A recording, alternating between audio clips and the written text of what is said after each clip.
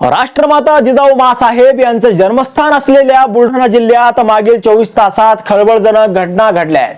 बुलढाण्यात एकाच दिवशी महिला आणि मुलींवरील अत्याचाराच्या धक्कादायक घटना समोर आलेल्या आहेत। अल्पवयीन मुलीची हत्या, विवस्त्र अवस्थेत आढळलेले मृतदेह आणि विनयभंगाच्या कारणांमुळे जिल्ह्यात एकच खळबळ उडाली आहे। सिंदखेडराजा तालुक्यातील एका अल्पवयीन मुलीची नाशिक येथील सारूळ परिसरातील जंगलात हत्या करण्यात आल्याची घटना उघडकीस आली आहे।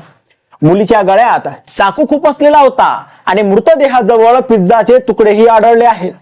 या प्रकरणी पोलिसांनी तांत्रिक तपासावरून 2 युवकांना ताब्यात घेतलाय।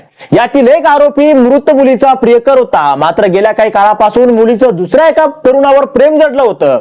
त्यामुळे ती आरोपी तरुणाला इग्नोर करत होती आणि याचाच राग मनात धरून आरोपीनं आपल्या मित्राच्या मदतीने तरुणीची हत्या केली आहे। दुसरीकडे मोताळा तालुक्यातील एका 17 वर्षीय अल्पवयीन मुलीचा मृतदेह शनिवारी 21 फेब्रुवारी रोजी सकाळी 10:30 वाजता आढळलाय।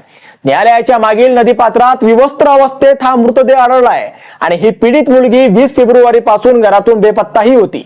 ती मतिमंद असल्याने आणि मागील 5 वर्षापासून तिच्यावर उपचार सुरू असल्याचं तक्रारीतही नमूद केलं आहे आणि मुलीचा मृतदेह विवस्त्र अवस्थेत मिळाल्याने तिच्यावर अत्याचार करून घातपात केल्याचा संशय व्यक्त केला जात आहे।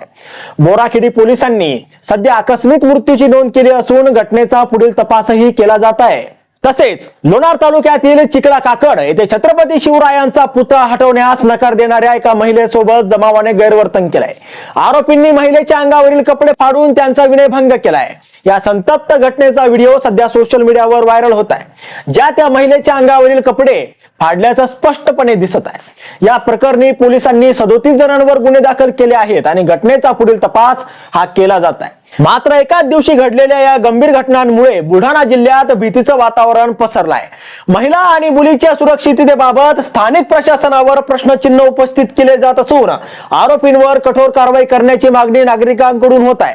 आता यावर तुम्हाला काय वाटतं? तुमचं मत कमेंट बॉक्स मध्ये लिहायला अजिबात विसरू नका। व्हिडिओ आवडला असेल तर जास्तीत जास्त शेअर करा आणि आतापर्यंत मराठी जनता आपण आपल्या या चॅनलला सबस्क्राईब जर केलेलं नसेल तर चॅनलला सबस्क्राईब करा।